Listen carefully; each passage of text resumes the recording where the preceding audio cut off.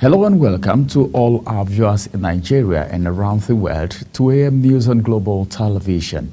Coming to you live from the nation's capital, Abuja, I am Ramsey Enoch Agbo. A quick reminder that Global Television is on DSTV channel 365 and Star Times 276. You can download the Global TV Nigerian mobile app for Android and iOS devices to keep track of our broadcast. The president of Sierra Leone, Julius Maada Bio, has emerged as the new chairman of the Economic Community of West African States, that is ECOWAC, authority of heads of states and government, as Nigeria's President Bola Tinubu's two-term leadership of the bloc comes to an end. President Tinubu handed over the mantle of leadership to President Bio at the 67th Ordinary Section of the authority held in Nigeria's capital, Abuja. This was contrary to earlier speculation that President Bassirou Diomaye Faye of Senegal has been elected during a private meeting held prior to the commencement of the session. In a related development, Nigeria's President Bola Tinubu has charged his West African colleagues on the need to operationalize the ECOWAS standby force as a potent tool to crush terrorism in the sub-region. Tinubu stated this in his capacity as the chairman of the Economic Community of West African States, ECOWAS, authorities of the heads of state and government, shortly before he handed over to Justice Maada Bio of Sierra Leone. He noted that no nation can address the challenges of terrorism and external security threats in the sub-region alone, hence the need to translate the ECOWAS stable force from concept to reality to serve as a regional counter-terrorism force, while assuming that Nigeria would continue to be committed to the peace, integration, and economic prosperity of the sub-region. President Bola Tinubu has condemned the killing of travelers in Plateau State, urging security operatives to ensure the arrest and punishment of the culprits. Presidential spokesman Bayo Onanuga said Tinubu was reacting to the news of the murder of 12 wedding guests, including the father and brother of the groom, describing the heinous action as unacceptable and barbaric.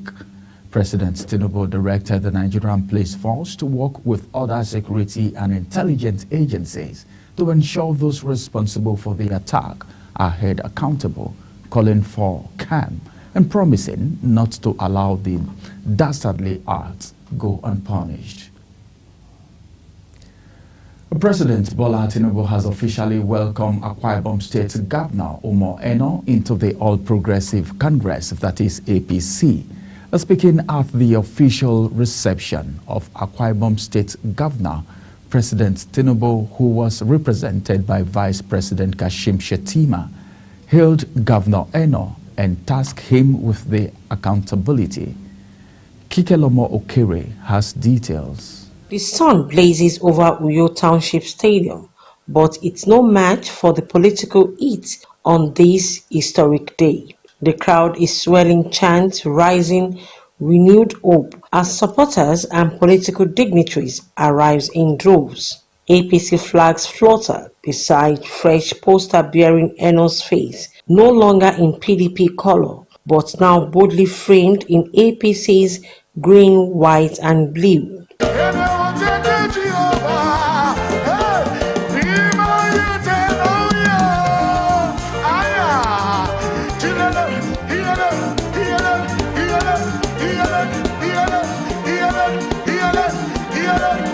President Bola Ahmed Tinubu, who was represented by the Vice President Kashim Shettima, called on other states in the South-South to wake to a new federal reality. We are here because we believe in building bridges, not walls, in mending fences, not erecting new ones. And above all, we are here because we know that the political party is more than slogans on a banner. A political party is its people. The national chairman of Progressive Congress, Abdullahi Ganduje, reaffirmed the party's support for Akwa Ibom State Governor while describing the event as national reconfiguration.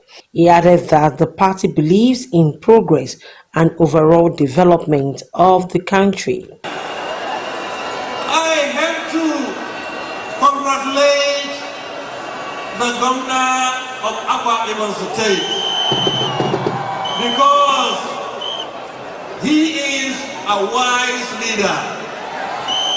He is an intelligent leader. He knows the difference between national isolation and national unity. The chairman South-South Progressive Forum, Basi Otu, and the chairman Progressive Governors Forum, Hope Uzodinma, chose their weight behind President Bola Tinubu for second term in office, while ushering in sweeping movement into Akwa Ibom State. Let me say on authority that we, though we becoming here officially, that we have endorsed President Bola Tinubu for second term in office. For us, as we count Akwa Ibom as one of the lucky states blessed with quality leadership, we now see that the Senate President who is from this Senate in this state, while he will be very busy at Abuja doing national politics, our party will be heavily led in this state, directed, funded, supported by the governor of Akwa Ibom State. This is not the way defection should be. Governor Mana, this is a movement. This is not a defection. And now, once again, the first to boldly endorse you for a second term, not out of sentiment, but in recognition of your unmatched achievement and unwavering commitment to the progress of the Federal Republic of Nigeria. Akwa Ibom State Governor Umo Eno says the event marks not just a political shift, but a strategic recalibration. He says the campaign is about access, alignment and ambition, as well as in the interest of the state. He assures the people of the state the federal government's commitment in providing infrastructure to the Ibom Deep Sea Port. I made the progressive movement to align our state with the center, so we may arise with renewed hope for our state and our people. The high point of the event was the presentation of the APC flag to Governor Umo Eno by the party's chairman. The moment he held the flag, the stadium erupted again and music exploded through the speaker. On your mandate, we shall stand. Of the Federal Republic of Nigeria, leader by excellence, we continue to honor and celebrate. We shall stand. Kike Lomo Ukeri, Global Television News. President Bola Tinubu has attributed the suicide bombing in Konduga, Borno State, to remnants of the Boko Haram insurgents who resort to attack on soft target as a divisionary tactic. In a statement by Bayo Onanuga, President's media aide, the Nigerian president mourned those who lost their lives, describing the attack as cowardly. Tinubu condoled with the government and people of Borno State over the incident and directed the National Emergency Management Agency, that is NEMA, to support survivors, while also urging security agencies to double their effort in routing the insurgents out from the country. Following President Bola Tinubu's directive to form a peace committee to find lasting solution to insecurity in Benue State, the Secretary to the Government of the Federation, Senator George Akume, has begun consultations with traditional rulers to interface with the people of Benue South Senatorial District. Felicity Ndere reports. It will be recalled that during his recent visit to Benue State to commiserate with the people over the spate of killings, President Bola Ahmed Tinubu directed the constitution of a peace committee to address insecurity and reoccurring attacks on communities. In fulfillment of that mandate, the Secretary to the Government of the Federation, Senator George Akume, began high-level consultations with key traditional leaders, first visiting the Totiv, Professor James Ayate, and then proceeded to the palace of the Ochidoma in Otokpo. Senator Akume, while sympathizing with the people of Benue South over the persistent attacks, emphasized the urgent need to initiate mechanisms that will end the bloodshed and restore calm in affected areas. He further called on stakeholders across the zone to rally behind the President's Peace Initiative and give their full support to the committee's efforts. So encouraged by their comments and their total commitment to maintenance of peace. And you recall that the two of them, His Royal Highness the Totiba and His Royal Highness the Ochidoman, are all part of the council that Mr. President requested that it be set up. And by and large, we are ready for peace. And government he said the government will do everything to ensure that those who perpetrated these dastardly acts were brought to book. The paramount ruler of the Idoma Nation, His Royal Majesty John Ilaigu, who spoke in vernacular, emphasized the importance of unity and cooperation among communities in the pursuit of peace. And God can use a man to achieve much.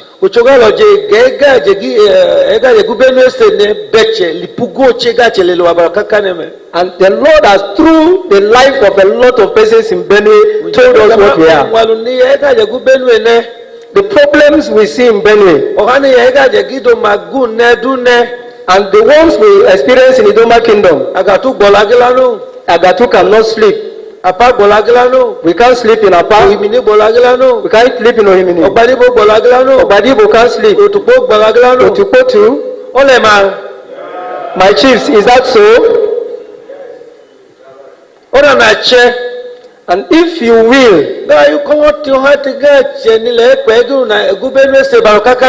and to work with the people we have in Benue, the government of Benue, and to work with the government of Benue State, I know that we can achieve peace. One man cannot achieve peace. It is when we come together as one we can achieve peace. As consultations continues, it is expected that stakeholders indulge in sincere dialogue and concrete actions rather than political rhetorics to end the killings and displacement that have plagued Benue communities. In Makudi, Felicity Ndere reporting for Global TV News. The Minister of Solid Minerals Development, Dr. Dele Alake, has pledged the federal government's full support for $400 million foreign direct investment, that is FDI project, aimed at establishing Africa's largest rare earth and critical minerals processing plant in Nasarawa State. In a statement by his special assistant on media, Shegun Tomori in Abuja, Dr. Alake lauded Hastings Commodities Limited, the founder of the project, for aligning with President Bola Tinubu's agenda of value addition and in-country mineral processing. He described the initiative as a major step towards tackling unemployment and enhancing industrial capacity in the mining sector. The federal government has reiterated its commitments to building a school system where every learner, regardless of gender, disability, socioeconomic status or background, is welcome, protected and empowered to thrive.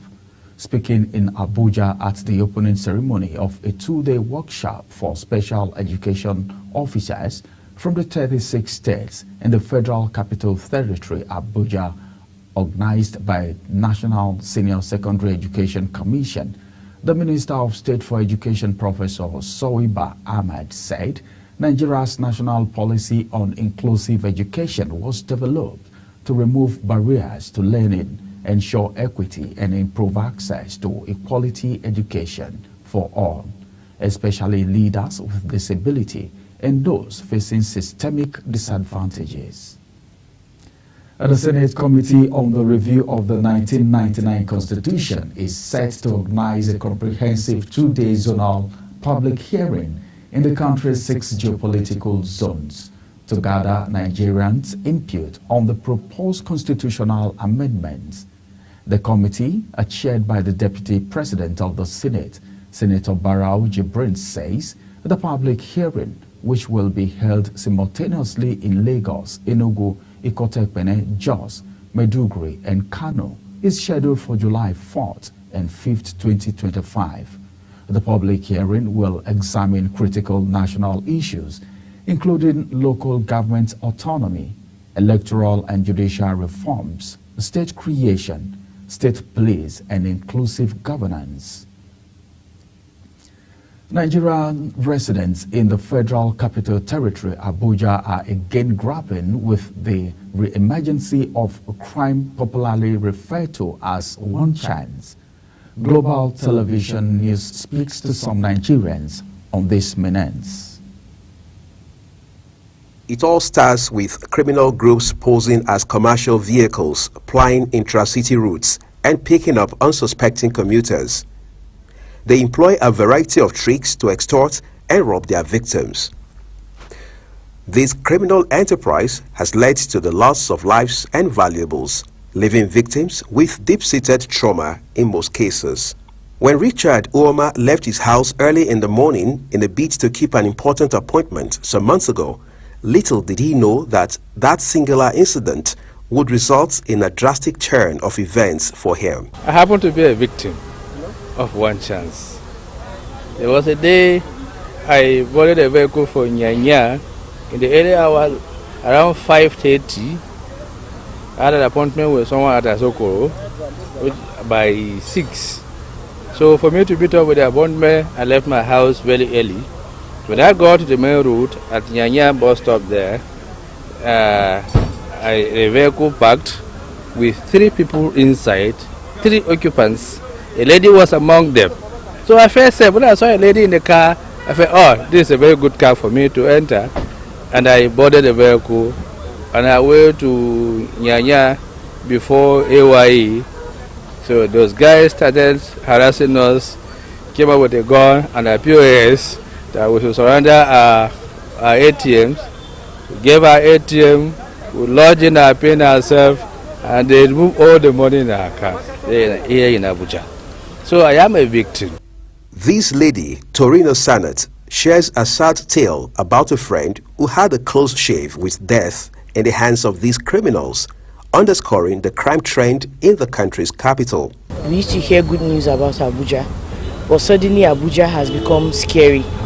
People are running from other states to find safety and peace in Abuja, but reverse is the case. We have come into Abuja and we are hearing gory stories. Just today, a friend of mine called me to say to me that she was kidnapped some weeks back and they just released her. She was beaten and battered, and my heart broke because we use the taxis every day and you keep wondering, how do I escape this? What remedies or what do you use? What do you implore to protect yourself? This driver at the popular Area 1 taxi hub speaks about measures that are already in place to ensure safety of commuters. Because all of us that are working here, we are registered under NUROC and we know each other. Even though if not one chance you forget any luggage, anything inside the car, you can be able to trace your luggages and belongings because you enter the car from the garage. The Federal Capital Territory Police Command has on numerous occasions addressed the problem of one chance with assurances that it is working assiduously to check the crime. However, residents wait to see how soon these criminal gangs will be cleared off the streets of Abuja. Uyi Agmofwegbe, reporting for Global TV News. Now to the world of news, where cocoa operators have urged the federal government to boost the sector by mandating local consumption, including chocolate in the country. The sponsors, including the Cocoa Association of Nigeria, observe the low consumption is crippling the sector's growth due to local culture and widespread ignorance cocoa health benefits. They maintain that a government mandate can be able to build a cocoa consuming culture in Nigeria. Following the United States of America strike, which hit Iran's 3 nuclear sites, Natanz, Isfahan, and Fordo, the global oil price are expected to spike further in the coming days. U.S. President Donald Trump on Truth Social described the attack as a spectacular military success. He noted that the key clay enrichment facility have been completely and totally obliterated. And on the foreign scene, the regulatory agency in the Democratic Republic of Congo has extended its ban on cobalt export for 3 months, a measure aimed at curbing and obsolescence of the key material for electric vehicle batteries. The Strategic Mineral Substances Market Regulation and Control Authority, that is ARECOMS, says the decision was taken to extend the temporary suspension due to the continued high-level stock in the market. The world's largest supplier of cobalt, Democratic Republic of Congo, imposed a 4-month export ban in February after price hit a 9-year low of just $10 per pound. The ban was originally set to end this Sunday. President Donald Trump says United States airstrike has totally obliterated Iran's main nuclear sites, with Tehran instead accusing Washington of blowing up talks aimed at a deal on its nuclear program. Uyi Agbamofuegbe reports. Referring to Iran as the bully of the Middle East, President Trump demanded that Tehran must now make peace, warning that future attacks would be far greater unless a diplomatic solution is reached. The U.S. military carried out massive precision strikes on the 3 key nuclear facilities in the Iranian regime: Fordo, Natanz, and Isfahan. Everybody heard those names for years as they built this horribly destructive enterprise. Our objective was the destruction of Iran's nuclear enrichment capacity and a stop to the nuclear threat posed by the world's #1 state sponsor of terror. Reacting to the strikes, Iranian Foreign Minister Abbas Araghchi told reporters on the sidelines of a meeting of the Organization of Islamic Cooperation in Istanbul, Turkey, that the U.S. and Israel have crossed a very big red line by attacking Iran's nuclear facilities, accusing the United States of sabotaging diplomacy after talks with European powers. The door for diplomacy should be always keep open, but this is not the case right now. My country has been under attack, under aggression, and we have to respond based on our legitimate right of self-defense. Trump's intervention, despite his past pledges to avoid another forever war, threatens to dramatically widen the conflict after Israel launched an unprecedented bombing campaign on Iran last week, with Tehran vowing to retaliate if Washington joined in. Uyi Agbamofuegbe, reporting for Global TV News. And now to the world of sport, where Kado Ambassador FC have secured qualification to the Nigerian National League, that is NNL, after securing top position in the 2025 Nationwide League One promotional playoff. The Kano State side registered 9 points from 3 matches played in the playoff. Kano Ambassador defeated Discovery Academy 2-0 in their final group match at the Gumel Stadium in Jigawa State. And that's it on the AM News on Global Television. Remember that Global Television is on DSTV channel 365 and StarTimes channel 276. You can also download the Global TV Nigerian mobile app on Android and iOS devices to keep track on our broadcast. You can kindly follow us across all social media platforms now showing on your screen using @Global TV NG. My name is Ramsey Enoch Agbo. Thanks for watching.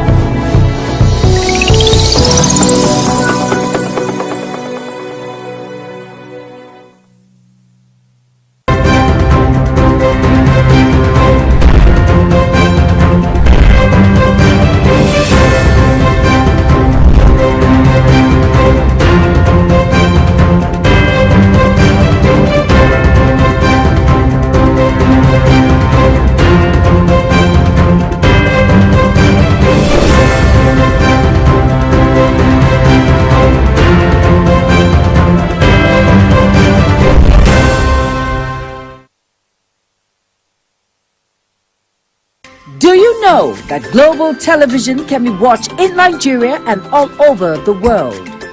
Download the Global TV Nigerian mobile app for Android and iOS devices to watch global television real-time from around the world. What are you waiting for? Start downloading and stay connected to global television.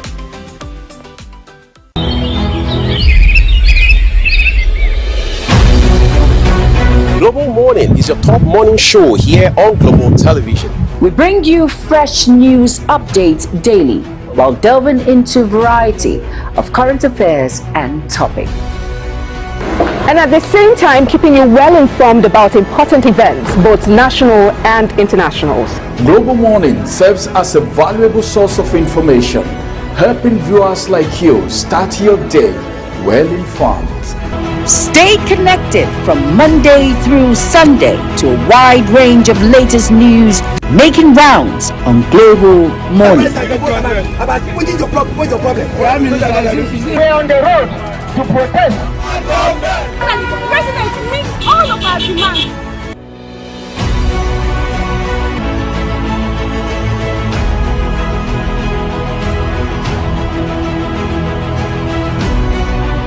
This is Global Morning.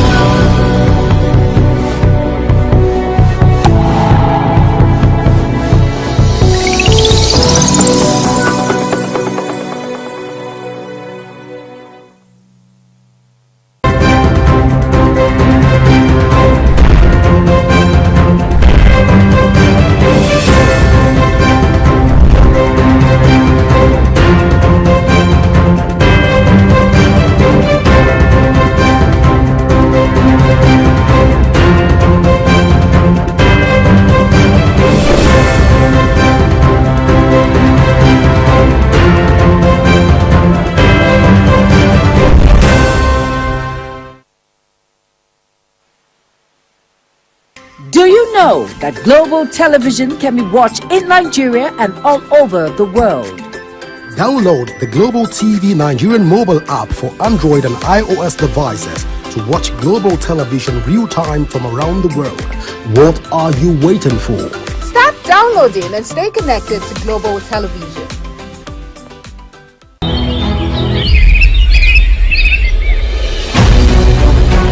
Global Morning is your top morning show here on Global Television. We bring you fresh news updates daily while delving into a variety of current affairs and topics. And at the same time, keeping you well informed about important events, both national and internationals. Global Morning serves as a valuable source of information, helping viewers like you start your day well informed. Stay connected from Monday through Sunday to a wide range of latest news making rounds on Global Morning. We're on the road to protest. And the president meets all of our demands.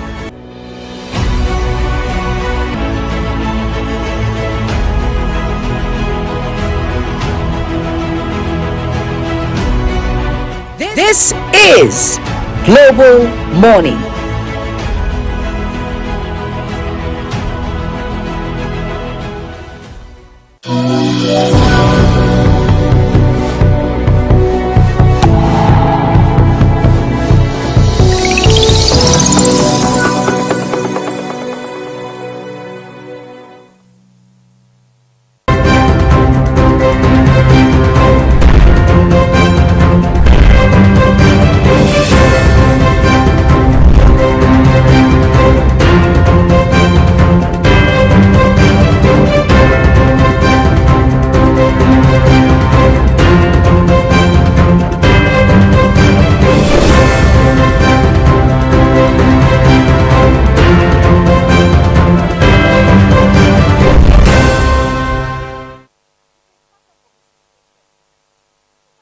Do you know that global television can be watched in Nigeria and all over the world? Download the Global TV Nigerian mobile app for Android and iOS devices to watch global television real-time from around the world. What are you waiting for? Start downloading and stay connected to global television.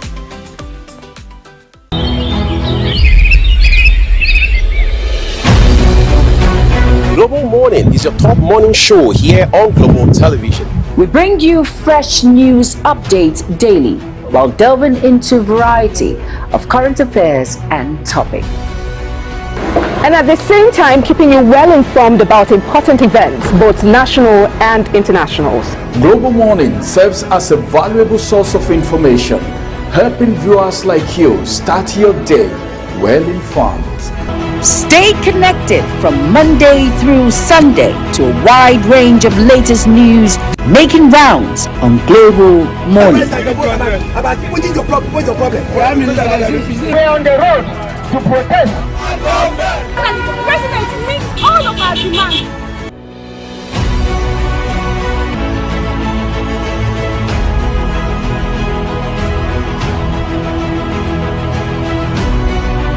This is Global Morning.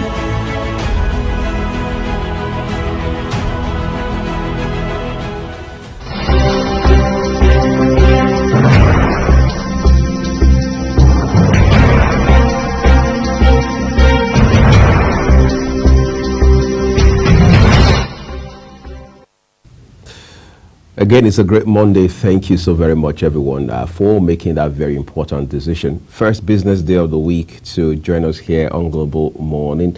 Well, I'm Uyag Mofwegwe. As always, I'm delighted to have you join us here.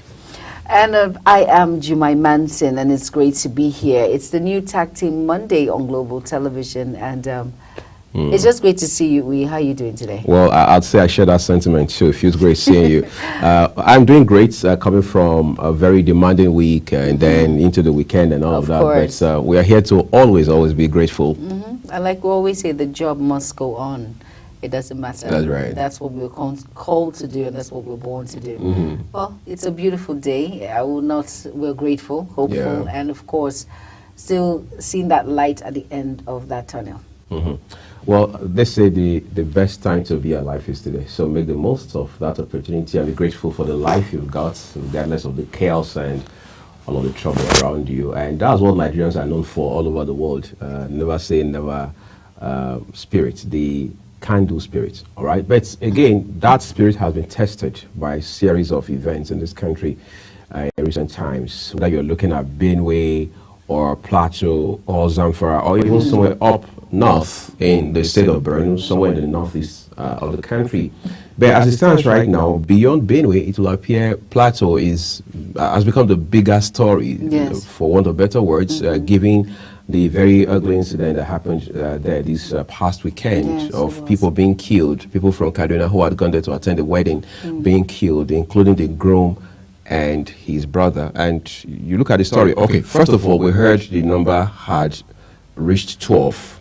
By this morning, the news is saying that we're looking at 13. But at some point, you say, okay, hold on a second.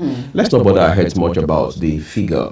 Let's talk about the factors that fuel all of these issues. Because as our people say, there is no smoke without fire. So if that's what it is, it means that by the time we're done mourning, or while we're still mourning, we must also ask ourselves, how do we ensure there's no recurrence of this kind of incident? Very true. Of course, the president, who, well, by extension is the father of the country, says, look, we will ensure this is not swept under the carpet. We're going to make sure that everyone found culpable in these condemnable, dastardly, cowardly acts must be brought to justice. But how soon we are going to do that is part of the conversation we'll be unpacking for our viewers this morning. And it's just unfortunate that ugly, like you said, a very ugly incident that happened, lynching of those individuals that went to celebrate. Imagining you didn't even think about what will happen up front. You just decided to go and celebrate with a loved one who's getting married, starting the journey of that matrimony, and the next thing you know, you see yourself on the other side of life. Very unfortunate incident that happened there. And what must have prompted it, we do not know. Hoping to get that news to know why and when did we get to that point that citizens, harmless citizens, well, we do not know, who are on a journey of celebration, and then next thing you know, they are being lynched on and they're dead at the same time. It's just unfortunate to hear that. Well, away from all of that, now today is International Widows Day, celebrating widows all over the world who have lost their husband, especially those, not especially, they're all in the same boat, and those that have lost their husbands in the cause of service, like the military men out there who have died in the war front, individuals who have died sick, whatever it is. It's International Widows Day, and hope all the widows out there continue going strong. Everything is going to be fine. We will be talking about that in the course of Global Morning this beautiful Monday morning. All right, let's just go on a very quick break, right? And then, of course, newspaper review segment comes up shortly. Do not go anywhere. Stay tuned.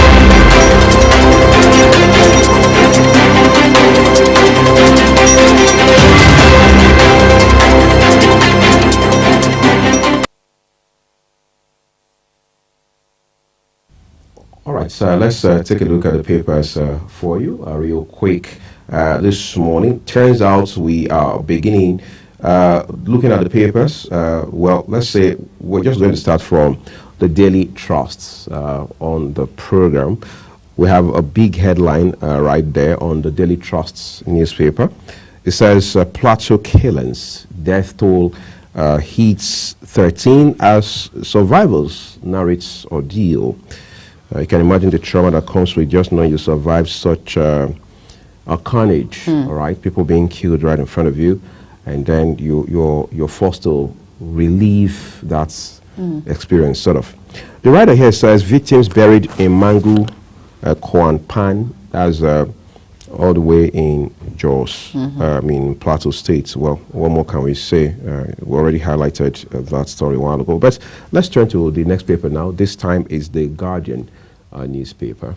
All right, on the Guardian newspaper, above the nameplate, it says Dangote PMS diesel aviation fuel free delivery, and of course that's a step in the right direction. But like I mentioned yesterday, I said even if it's free delivery to the doorstep of these outlets, I hope it also affects us, the masses. I hope we can get a discount, because if it's free, then that means there'll be some sum of sukkah when it comes to the sale of fuel commodities. So let's just see how well this plays out. Let it be beneficial to every single one of us. That's right. All right, now, and here it says University of Calabar joins beneficiaries. Okay. We'll talk about that later. And it says ECOWAS bio to champion democracy, security, regional reform. And you can find that read on page 4 of the Guardian newspaper. APC silent as PDP dismisses formation of ADA. And then that read, to know more about it, is on page 4. Now it says here, close next to that, it says Lamido differs with Iam over Tinubu's role in June 12 annulment. And that read is on page 9 of The Guardian. Now the star story there says, hope for Nigeria's troubled fiscal outlook as oil prices head to $80. And that read is on page 6. Now, below all of that, let's not forget international waters now. Israel-Iran tensions shake market. And then you have to go get yourself a copy of The Guardian to find out how well that has gone. And it says, analysts adjusted short-term price target for Brent to $90, warning that the Middle East conflict could briefly cut 1.75 million barrels per day, BPD of Iranian oil. And then close to that, of course, the picture of the governor of Lagos State. It says, Sanwo-Olu to meet APC stakeholders ahead of LG polls. And you can find that read on page 7 of the Guardian newspaper. Now, Obi Atiku decry rising insecurity as Tinubu northern governors condemn killings. Of course, no one is going to be in support of that when it comes to the insecurity that is ongoing. It's a cause of worry. Right. It's right from Benue. We're not done with Benue yet. Yelwata is still there. We're still trying to put our hands in all of this to figure out who these individuals are. And now still back, we're now back to Plateau Jos. It's just unfortunate that we keep going back and forth with insecurity, but hope it's nipped in the bud really soon. Of course, the CDS has actually promised to bring the individuals who are responsible to book. So let's just watch and see how it goes. Right? How it goes. And then, of course, you can find that read on page 6. Now, at the feet of the Guardian newspaper, insecurity escalates in Yenangwa. Judge abducted. Man confesses. Man confesses to killing toddler. That's a very sad read there. And it says Nigerian losing $500 million yearly to abandoned containers at port, Syrup warns. And of course, this is a very serious issue here. The insecurity escalating in Yenangwa. Of course, that's Bayelsa State. And the judge that was abducted, and the man confessed to killing a toddler.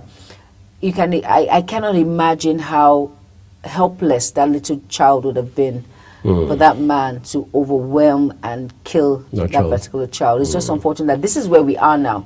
People don't care. They feel that life is just something that you can just snatch out of individuals, but it's not really. Right. Justice must take its course, and thank God he was caught. And then let's move to the next paper, which is the Vanguard, and Uyi will run us through that. All right, let's take a look at the Vanguard.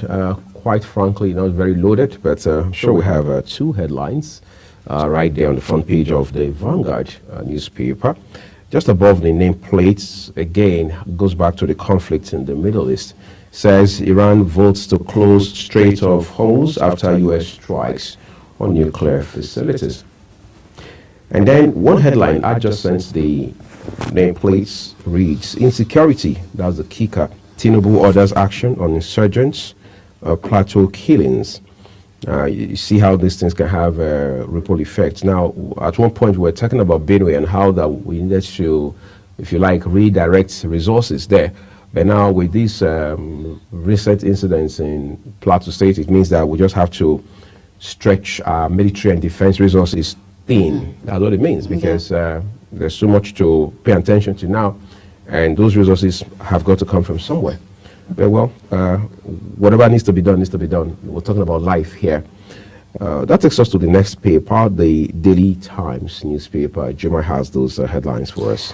All right, on the Daily Times newspaper, above the nameplate, it says, Group faults Gowon's account of 1967 Aburi Accord failure. And you can find that read on page 11. Now, below the nameplate, it says, INEC can't stop our 100th NEC meeting, PDP. And that read is on page 7. Now, on the page 15 of the Daily Times, it says, buying babies, the ethnical storm around surrogacy and women's bodies. Well, If you want to find out what that is all about, you have to go get yourself a copy of the Daily Times and flip to page 15. And here it says, Constitution Review, Senate holds public hearing July 4th, 5th in geopolitical zone, and that's on page 11. How gunmen kidnap state judge E.G. Omokoro in Bayelsa. That's from an eyewitness, and that's on page 6. Railway vandals jailed 3 years with hard labor. I feel that's not enough. And you can find that on page 7. Because these vandals do not understand the detriment in which the ills in which they are causing on railway lines. The impact of their action. The impact of their action is grave, can lead to death of, in fact, for me, I feel it's not enough. But let's see. And here it says, FCMB REA launch 100 billion naira loan push to power 2 million homes. Well, let's see where that plays out. And hopefully it's beneficial to each and every one of us without extortion. And then let's move to the next paper, which is Nigerian Tribune. And Uyi, over to you. All right, let's see what we have on the Nigerian Tribune real quick. Well, again, just about 2 headlines for you here. Senate begins nationwide public hearings on constitution review. Of course, we understand that the Committee on Constitution Review, which is led by the Deputy President of the Senate, has set up 6 hearings across the 6 geopolitical zones of the country. So, as they say, let the action begin this week. By the way, that will be our focus on scale of justice, to look at whether or not constitutional amendment is the way to go for a country that is troubled on every side, and what exactly are the elements that should either be expunged or introduced into the constitution. There are those who have argued that, well, Nigeria doesn't need a new constitution. What we need to do is to find a will to pursue the rule of law in line with the constitution as is presently handed to us. Others say, well, you can't have a progressive Nigeria until there is a brand new constitution. Because they say what we are doing with this current one is tailoring. We are stitching and restitching. That we need to go back to the markets, in the manner of speaking, get new fabric, make a new style, instead of having to patch, amend, and say, just fit it to my size. To fit, Well, hopefully we find the balls to do that going forward. All right. What more do we have here? 2027 controversy trails application to register ADA with 3 riders accompany that headline. No decision yet on party adoption. That's according to Atiku. ADC national chairman disowns ADA, says coalition's platform may be unveiled this week. Quite a lot of drama unfolding in a bid to unseat President Bola Tinubu and ensure he doesn't return to Aso Rock in 2027. Conversely, the APC says no party and no coalition can threaten the chances of President Bola Tinubu securing another 4-year term beginning from 2027. So as it stands right now, politicians will say the die is cast and may the best man win. Exactly. May the best man win. Well, that's what we'll leave it with the Tribune newspaper. All right. And that's the end of the newspaper review this beautiful Monday morning. Just go out and get yourself a copy and be well abreast on the issues making round when it comes to political issues, news, current affairs. Just go out and get yourself a copy and know what is news that is making round. Let's go on a very quick break. Global Morning continues shortly. Stay tuned.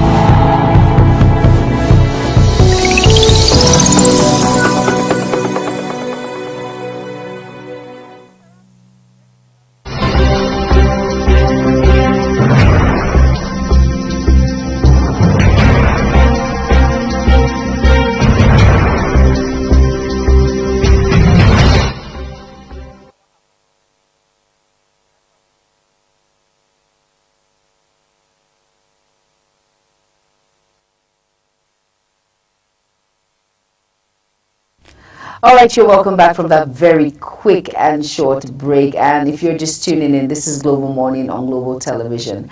And talking about today, of course, it's celebrated all over the world. I mentioned it earlier on. I said it's International Women's Day. Empower her from loss to leadership. It's very important that widows out there are shown love, care, support. It's not easy losing the, in quote, the head of a home. It's it's a struggle.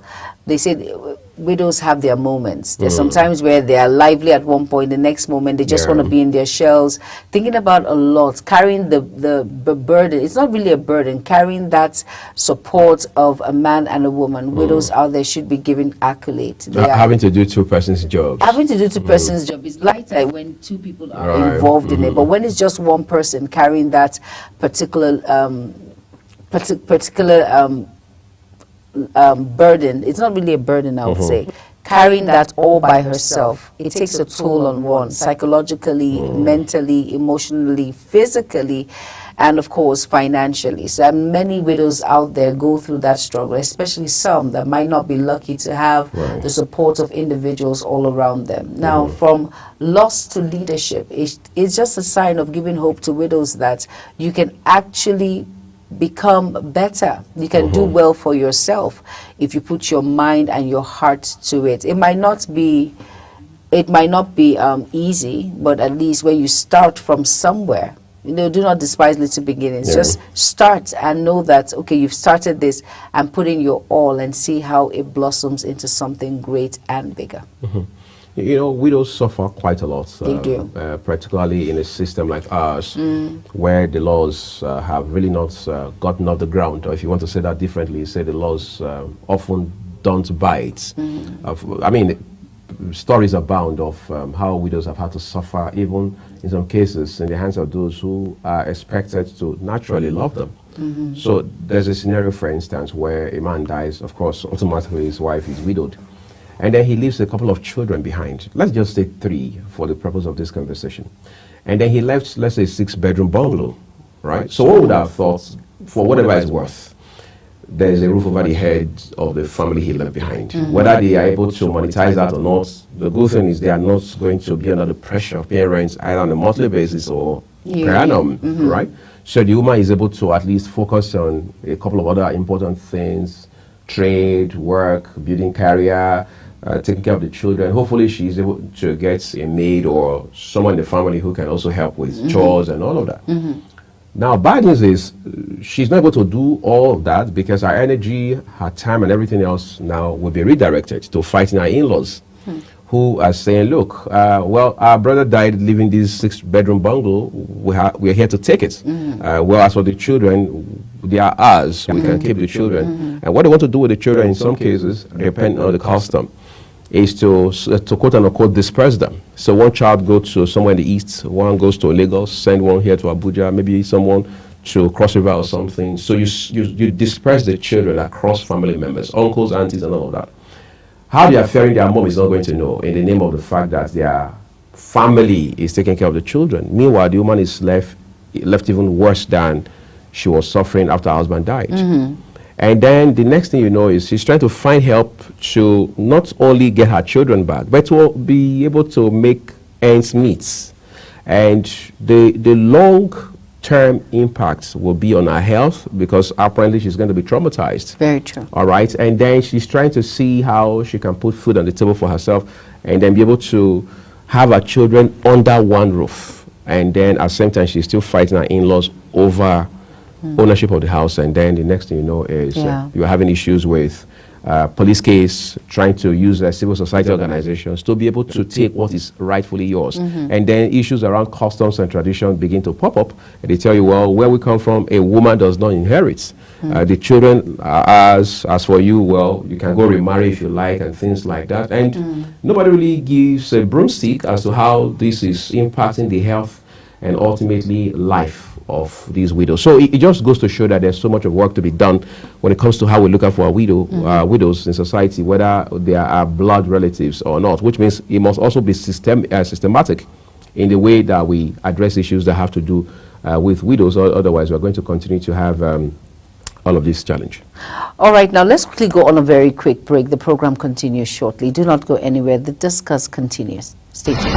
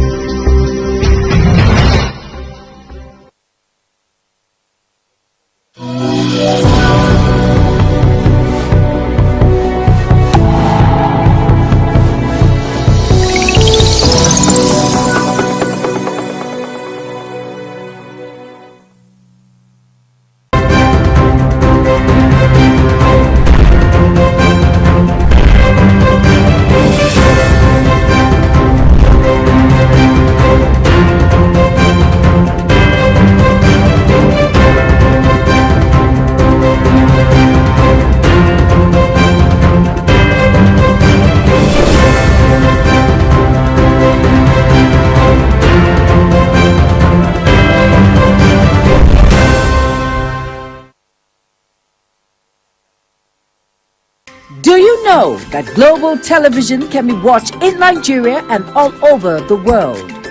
Download the Global TV Nigerian mobile app for Android and iOS devices to watch global television real-time from around the world. What are you waiting for? Start downloading and stay connected to global television.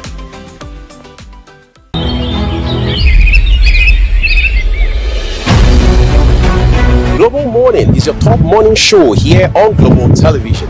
We bring you fresh news updates daily while delving into a variety of current affairs and topics. And at the same time, keeping you well informed about important events, both national and internationals. Global Morning serves as a valuable source of information, helping viewers like you start your day well informed. Stay connected from Monday through Sunday to a wide range of latest news making rounds on Global Morning. What's your problem? We're on the road to protest. And the president meets all of our demands.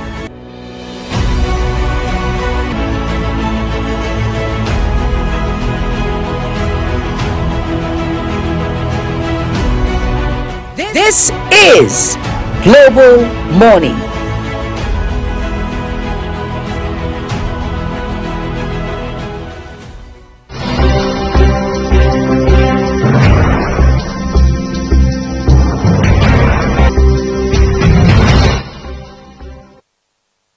All right, you're welcome back from that very quick break, and it's still Global Morning on Global Television, and talking about International Widows Day, and the kicker is empower her from loss to leadership. It's very important that a lot of people understand that it's not all about the monies you give to these individuals. Sometimes you need to empower her with that little money. It goes a long way, yes, but to start a business, to, you know, further her education, do something that can at the long run bring an income for herself and her children goes a long way. It's not all about giving the 20,000, the 50,000 naira. Yes, that's good, but at the same time, you can let her start small to know that she's a human being. Remember, before she was a widow, she was a woman, someone's wife, and then now this unfortunate circumstance happened. But all the same, empowering her, giving her that self-belonging and all of that, knowing that she can attain whatever height. It doesn't matter what she must have been through or what she's going through at the moment, right, Mr. Lee? Well, I mean, nothing is more on point than what you just said right now, because whether you like it or not, life is dynamic, and we are all subject to, if you like, the challenges that come with life, right? Your husband may have been very wealthy, at least very fortunate, industrious, hardworking, resourceful, what have you. But life does happen to all of us, even to the best of us. So question is, in the end, what do you resort to? Of course, you may have been married to a man who leaves you with, well, sizable estates, whether it's real estate, whether it's cash, whether it's other kind of asset, whatever it is. But things can happen, and fortunes will change drastically overnight and things like that. So if you happen to find yourself in a situation where circumstances of life, unpalatable circumstances happen to you, like we mentioned about some in-laws who are inhuman a while ago, what do you do? It places a demand on the woman to automatically find a way to survive. Is the reason young ladies are told, even women who are married, happily married, whatever, to say, look, you have to be industrious, you have to have foresight, you have to be innovative with how you use your hands, learn skills, have something that brings you money legitimately, do business, trade, build your career, build competence, improve your skill sets, just open up your whole horizon. That way, your chances, your odds of being able to weather the storm will increase naturally. Because in the end, life really doesn't care if the man has died. What happens is that you have to continue to move on, at least for the sake of the children. Very important. I've heard widows who say, look, when I look at these children, it gives me the momentum, the impetus to continue to forge ahead. All right, but that's not going to put food on the table, because somebody still has to step out of their comfort zone. Very true. To go put in the grind, as they say, do the work, and then be able to continue to provide the basics of life for the children and for themselves. You've said a lot when it comes to these issues, and you've spoken very, very well, Mr. Wee. Now, really true, a woman has to step up. It's very important that you understand that stepping up and attaining that height. Right. You know, there's sometimes when you have to look back and say to yourself, I want to be better than where I was before. That time, losing this very precious individual in your life. Losing a husband is a big deal. A husband is someone that a lot of widows know that it's he's your confidence, he's your crown, he's your all, especially a man that has been there for you the whole time, that does practically everything, and losing that is a very big vacuum. So it takes a toll on the woman, and if she's not psychologically prepared, there is no amount of, the Hausas will say Turenchi, that you will speak to her, that she will listen to you. That's grammar, right? There no amount of English or grammar. No, it takes a toll that she has to look back. There's some women who have not gotten, they do not understand themselves anymore, because that particular vacuum is really big and cannot be filled. But you know, I've always said something, it takes God and it takes grace for an individual to come out of such. Right. Because it leads to depression. The mental state of that woman is practically imbalanced at that point. It just takes you to summon courage, seek counseling when needed. It's very important. Get someone to talk to. And loved ones should be very vigilant when you see a woman very quiet at that point. Too quiet to be too quiet for, you know, for, there's a word I'm looking for. Just too quiet, and it's unlike the person. Try as much as possible to be there and understand that, okay, she has her days. There's sometimes when she doesn't even want to talk to anyone, or she can be grouchy or grumpy. Understand that, okay, she's dealing with stuff. And as a widow, one has to understand that you have a lot of people that are looking at you. You must keep his flag flying. For the military wives who have lost their husbands in active service, whether in the war front, whether due to ailment or due to one thing or the other, it shows that you must keep his flag flying, especially when he was a loving and kind man. You must keep that flag flying, not for yourself, but for the individuals, the children in which he left behind. You must keep it flying. You must brace yourself. You must face reality, denial. A lot of widows are in denial. They feel, okay, he's going to come. He's going to come. He's going to... It takes... And the first step to recovery is grieve. Grieve. It's okay to cry. It's fine. You can cry. But how you are after that goes a long way. What you do after that goes a long way. So it's very important. People grieve differently. So let's not rush individuals that grieve. And if someone has grieved and the person is done grieving, don't judge that individual and say you are too quick to grieve out of that particular circumstance. Don't be too quick to judge.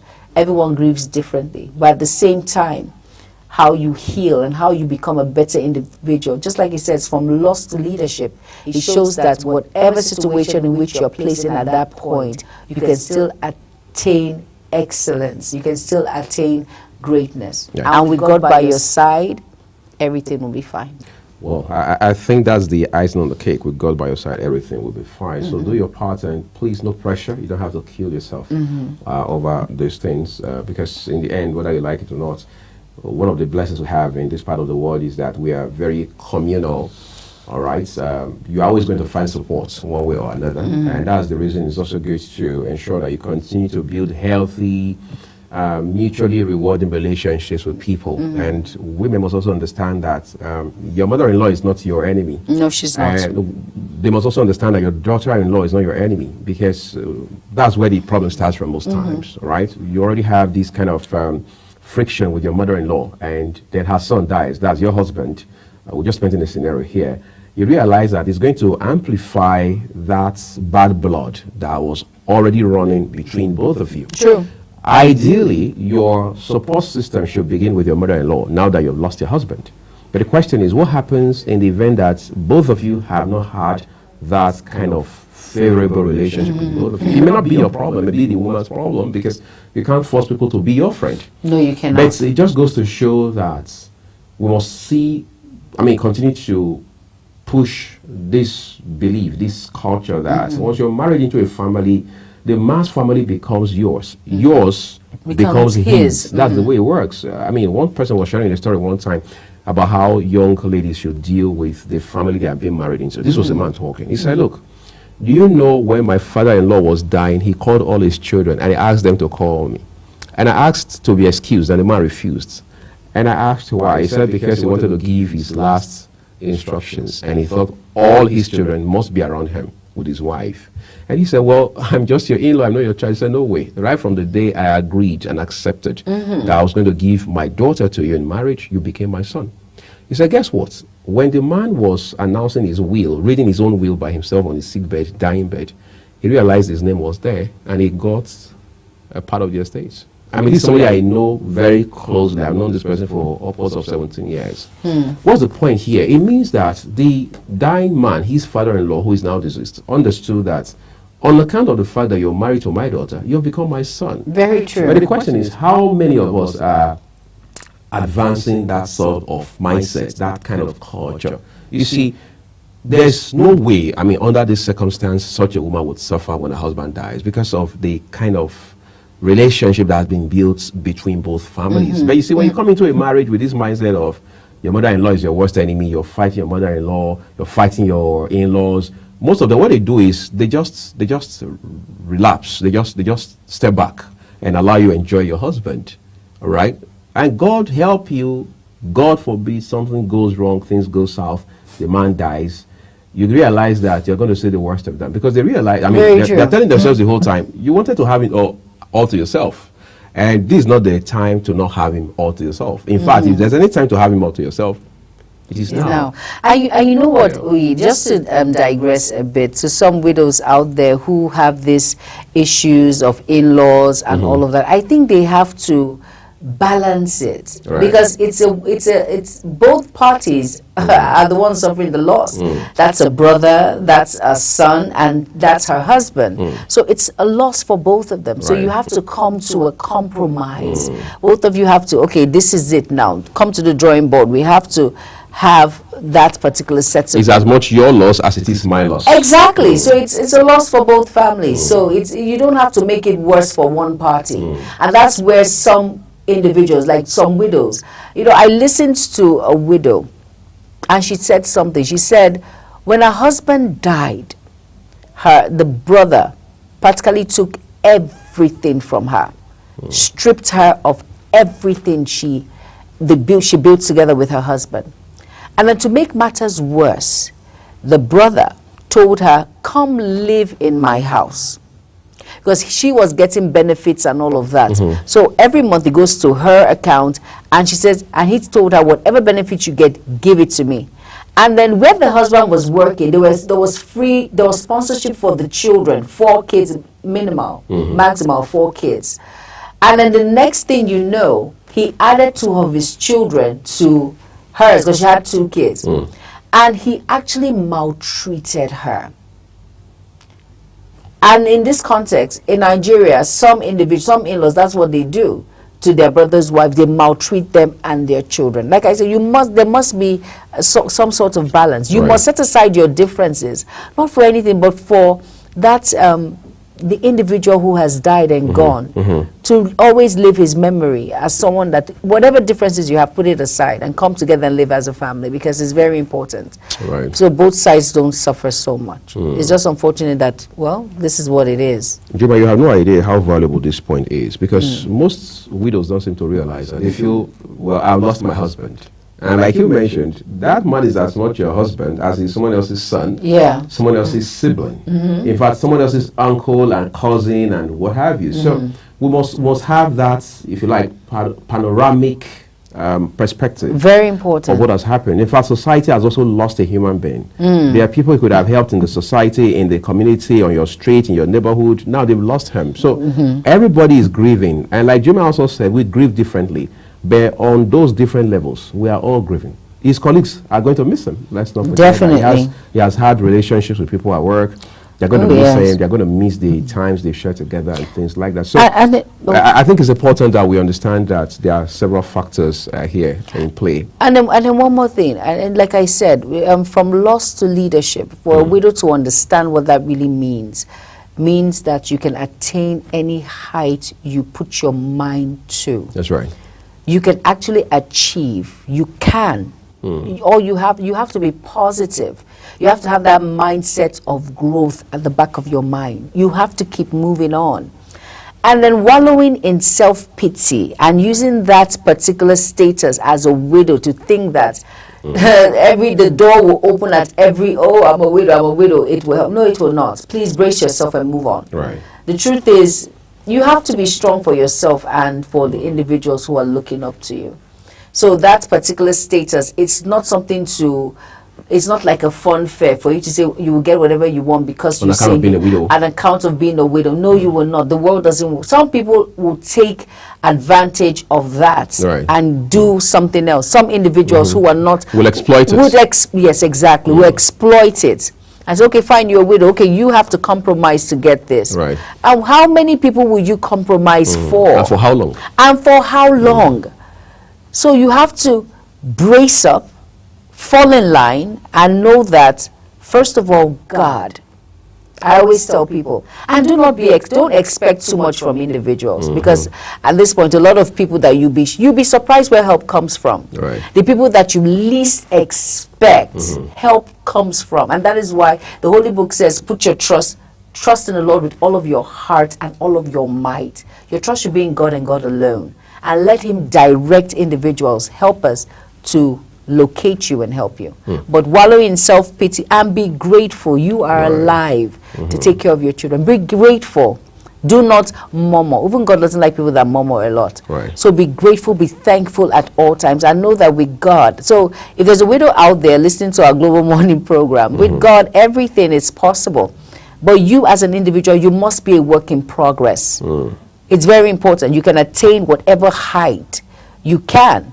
And do never despise little beginnings. It might not be so much now, but calculate 6 months from now, this business that I'm starting, how will it look like? A year from now, 2 years from now, and it will definitely grow. Just start small, be grateful, be content, and you see how the sky will be your limit. Well, all we can give to you is appreciation. We can't pay you for these, consultancy. But quite frankly, that's what it is. We're taking a quick break now, everyone. We don't know what Sharon Ajay is feeding us today. Exactly. Well, I'm excited. Let's just have an open mind. I am excited. I want to hear what Sharon has for us, the recipe in which she's going to give us today. But let's, fingers crossed. Up next is Taste and Texture. Stay tuned.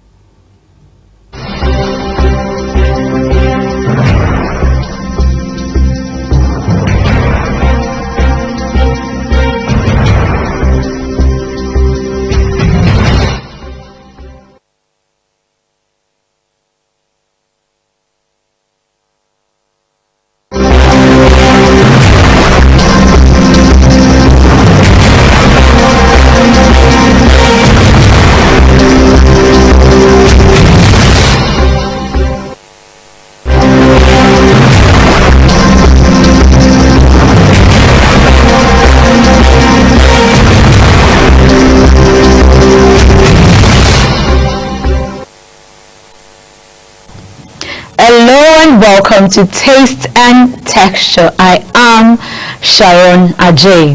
Today we will be learning how to make Zobo. Zobo is one of the popular Nigerian drinks and it is easy to make, and also it can be made just under 30 minutes. Zobo as a drink has innumerable health benefits that I can't even mention enough. Ginger, which is one of the ingredients for this popular drink, improves heart and sight conditions. The health benefits are innumerable, just like I said, although this depends on the ingredient you use while preparing it. It is one of the easiest Nigerian drinks and you can make it any day and at any time. And of course, the necessary ingredients needed are so inexpensive. This recipe I'm about to show you is easy and the most easiest way, of course, to make it. I will teach you how to easily make it in the Nigerian way. But what are the ingredients we'll be needing? We'll be needing Zobo leaves, pineapple, oranges, cucumber, ground clove, ginger, and of course any sweetener of your choice. Come along, let's try our hands on it. And pick every unwanted substance from the Zobo leaves. Place it in a bowl of water. Wash it slightly to remove sand and unwanted particles. Note: don't soak before washing. Just pour water, wash and transfer into the cooking pot. Chop your pineapples, cucumbers, ginger, oranges into sizable chunks. Proceed to put your Zobo into a pot alongside your slices and add clove, and also add enough water into the pot to cover the entire surface. Cover the pot and let it simmer on low heat for 15 to 30 minutes. Then proceed to take out your pineapple chunks, oranges and ginger. Put them into a blender and blend until they are completely pureed. On the other end, sieve your Zobo until all the juice are drained from its leaves. Also, sieve the puree with a sieve cloth and squeeze tightly to get all the juice from the puree into the Zobo juice. You can take it a step further by adding any fresh juice of your choice, or you can go along with sugar to taste. Next, transfer your Zobo juice into a glass jar or plastic containers and refrigerate. Note: Zobo is best taken cold. Easy recipe, right? Enjoy your Zobo. Well, that's it on Taste and Texture. I am Sharon Ajay. Global Morning continues shortly.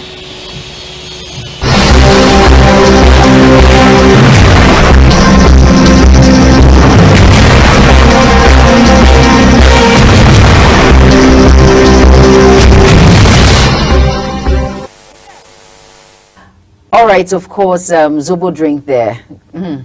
Delicious. It's a must try for everyone, and it's natural, unlike some of the food drinks that have artificial flavor, coloring, preservatives. But this is just all natural. It's a must try. You should. You can actually have this particularly. But I say particularly, but you know, when it comes to maybe you're food, blown away by the drink. In fact, I am. When it comes to this, you can actually have this with your pancakes, toast bread. It will definitely go. It is delicious. It is a must try, really, and everyone should please try it. It's natural and it's delicious, tasty.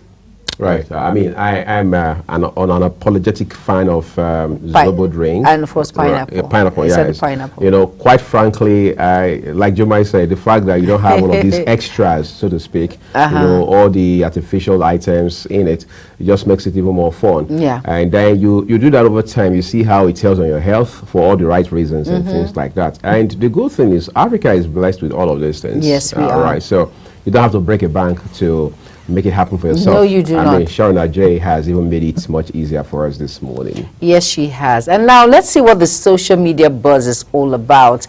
And of course, Ogochukwu Mobono is on. She's going to be taking us into the world of social media. Up next is Social Buzz. Stay tuned. Good morning and welcome to you, my viewers, and also the Global Morning Crew. I am Ogochukwu Mobino, and today is a delightful Monday morning to look at what's buzzing on the internet. So, a content creator remanded in prison for dating on streets in Kano.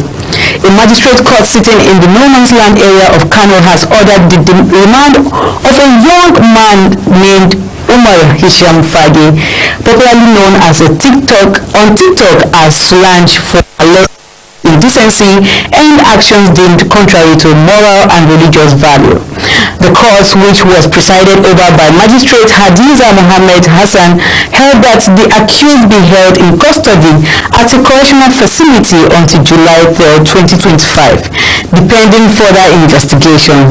Solange was arraigned by the Kano State Censorship Board following his arrest for filming a comedy skit in which he was seen bathing on a public road while wearing a woman's innerwear.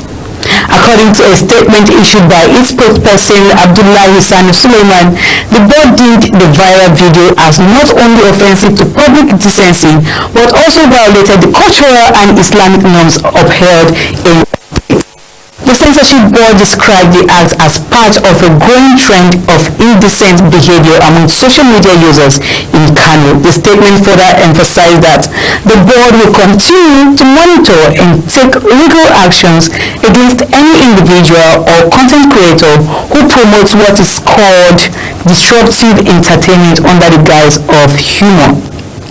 Well, we've seen that video and it's really like it is a troublesome video. Like, you cannot even look at this video twice, because a lot of times we've always called out men disguising or dressing as men, as women, all in the name of content. If we are trying to cut down indecency, then please, these content creators should be apprehended when it is time. Know your limits, know where to cut it. Is it a good thing to be part to dress as a woman, or a woman dressing as a man, or disguising? I know we've seen so many of women dressing like men and they call them tomboy, and men dressing like females, and I don't know what those ones call themselves. But then most times these people disguise to do all of this. They try as much as possible to go to hide in the name of content creation. So most times we don't even get to know which one is going astray and which one is still with us. We do not know if our brothers are still men like they were born, or if they've entered Shilio. So these are the things we are trying to curtail, and I really do not blame the Kano State government for arresting people like this. Indecent dressing should be curtailed in the country, and if there's anyone trying to make a content that promotes indecency, then that person should be called to order to make sure that we restore decency and order in the country. Well, we'll be going to social media to check our comments and what exactly people are saying. Definitely, trust me, social media comments you definitely get from the good side and from the bad side. Well, the first comment today on social media is from Ochimente, and he says, if na Lagos, they will label him as Yahoo boy, remain with Juju, but for not they say TikToker. Well, we really know that Lagos, anywhere it is, it could be named anything, but then we really need to be careful, because a lot of people disguise it, especially content creation, just to come out from situations like this. So we cannot take anything for granted. Be you a Yahoo boy, internet fraudster, or a gay, that one is not an excuse. You have to arrest that person. The second comment for the day, and the last but not the least comment, is coming from Okay, I think Sandra 7452 says, was he naked? No. So why put him in prison for looking for what to eat? Definitely he wasn't naked, but he was seen wearing a bra. Why wearing a bra? You're a man, what exactly are you covering on your chest? You decided to film something, film yourself outside dating. So why wearing a bra? What are you trying to promote? Are you trying to insult the feminine race, or are you trying to promote? Honestly, I really found that video disturbing, I myself. So I know you have one or two things to say, so I just want you to drop your comments and be part of this conversation using all the handles you are seeing right now. Be part of the conversation. I am Ogochukwu Mobna, and that's where I'll be leaving you in the hands of the Global Morning crew as Global Morning continues.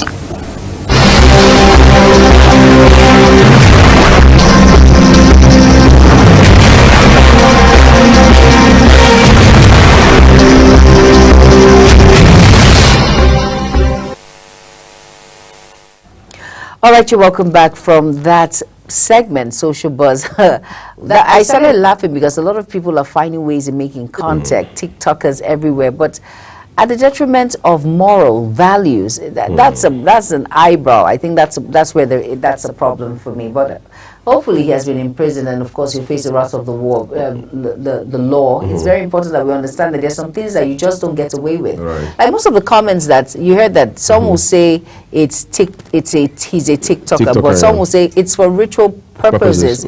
So let's be sure, if you're going to do your TikTok videos, please let it be decent. Let it be something that it is relatable, not something that will implicate you or turn it to, like we said, it's a social buzz. Well, of course, that's Global Morning Social Buzz at about this point. And now let's tune into the first discuss of the day. And then we will be running us through that. Do not go anywhere. The program continues shortly. Stay tuned.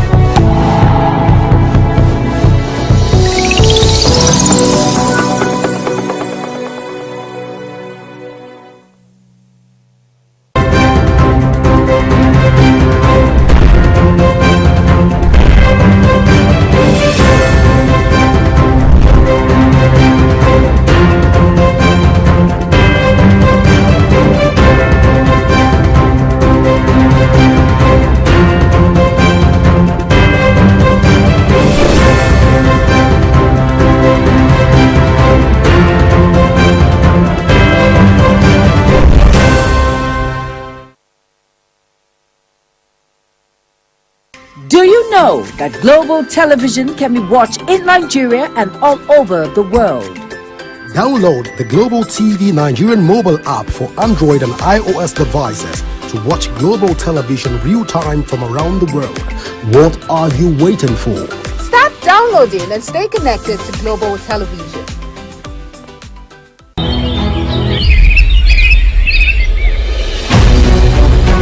Global Morning is your top morning show here on Global Television. We bring you fresh news updates daily while delving into a variety of current affairs and topics.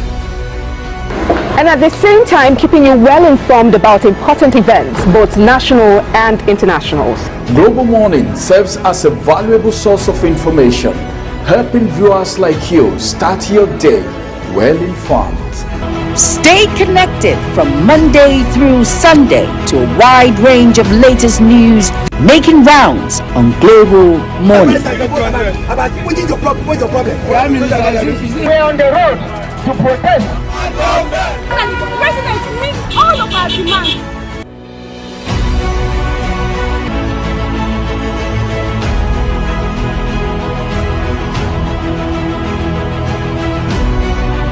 This is Global Morning.